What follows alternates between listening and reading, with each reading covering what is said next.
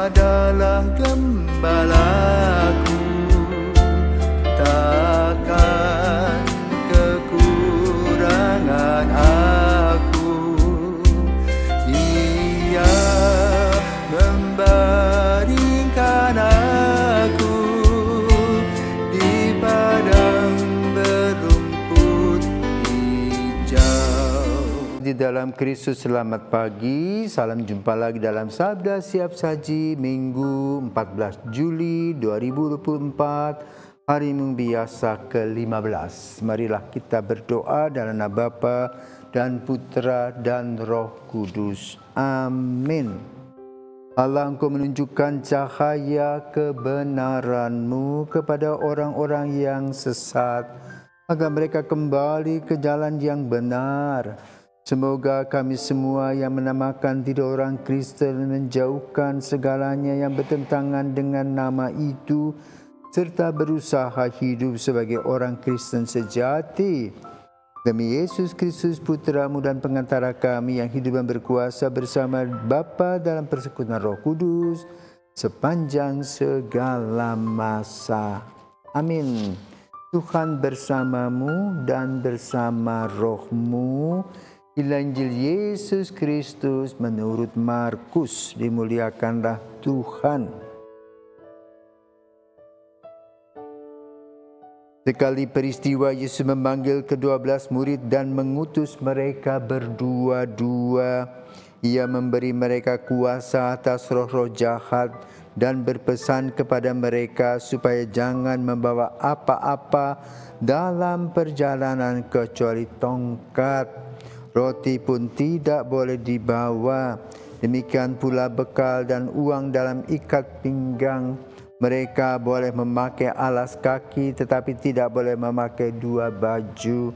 Kata Yesus selanjutnya kepada murid-murid itu, kalau di suatu tempat kamu sudah diterima dalam suatu rumah, tinggallah di situ sampai kamu berangkat dari tempat itu.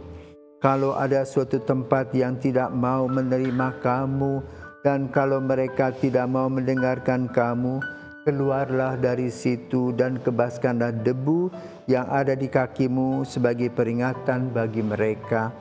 Lalu pergilah mereka memberitakan bahwa orang harus bertobat. Mereka mengusir banyak setan dan mengoles banyak orang sakit dengan minyak dan menyembuhkan mereka. Demikianlah sabda Tuhan, terpujilah Kristus. Selamat pagi para pirsawan. Injil hari ini membicarakan tentang tugas perutusan. Jadi Yesus membuat satu frame, satu komunitas yang namanya gereja, yaitu persekutuan orang beriman kepada Yesus yang tumbuh dan berkembang di Antioquia sesudah wafat dan bangkit Yesus. Namun dalam persiapan wafatnya, Yesus sudah memberitakan kepada para murid bagaimana satu frame atau satu gambaran komunitas itu harus ada dasarnya. Dasarnya adalah kasih Kristus, di mana di dalam kasih Kristus tersebut kerajaan Allah didirikan. Maka kemudian kerajaan Allah di dunia ini didirikan di atas batu karang. Bagaimana Yesus mengatakan kepada Petrus, di atas batu karang ini aku akan mendirikan gerejaku. Itu dasarnya. Lalu Yesus memanggil ke-12 murid satu persatu dengan latar belakang, potensi, talenta, kelebihan, kekurangan masing-masing. Bergabung dalam satu yang disebut dengan sekolah informal Yesus, di mana mereka pergi berdua-dua, bertiga atau berempat bersama dengan Yesus, di mana Yesus melaksanakan doa, karya, aksi. Doa dan karya yang dilakukan oleh Yesus serta sabda. Para murid boleh katakan mengalami proses pembelajaran tentang bagaimana pikiran Yesus, pandangan Yesus, perbuatan Yesus yang merangkul semua orang demi kerajaan Allah yang utuh. Sesudah mereka dibentuk selama kira-kira 1000 hari, maka kemudian mereka diutus pergi berdua-dua.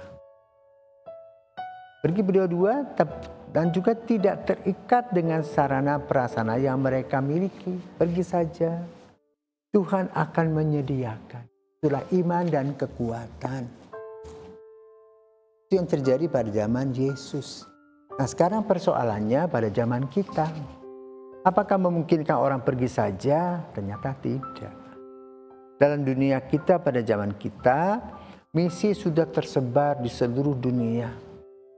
Maka basicnya adalah sebuah tempat. Ya, tempat itu sebuah rumah yang namanya biara atau pastoran. Maka lalu menjadi tempat ajang pertemuan. Lalu cara hidupnya adalah urunan dengan kolekte.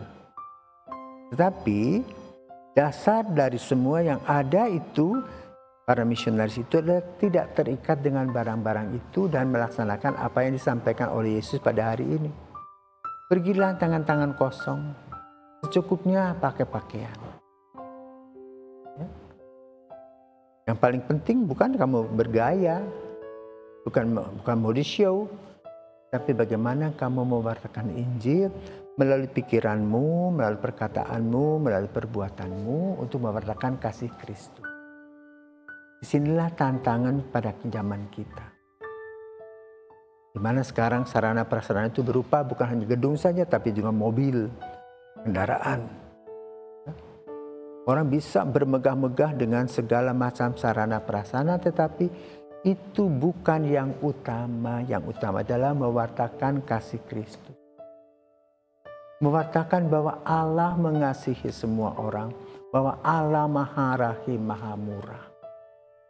Dan mereka yang diutus itu harus mempunyai relasi satu sama lain sebagai saudara dan bukan terikat kepada harta benda itu, dan melainkan terikat kepada kasih Kristus, terikat kepada panggilan dan jawaban seorang yang menjadi imam, biarawan, biarawati itu kepada Yesus.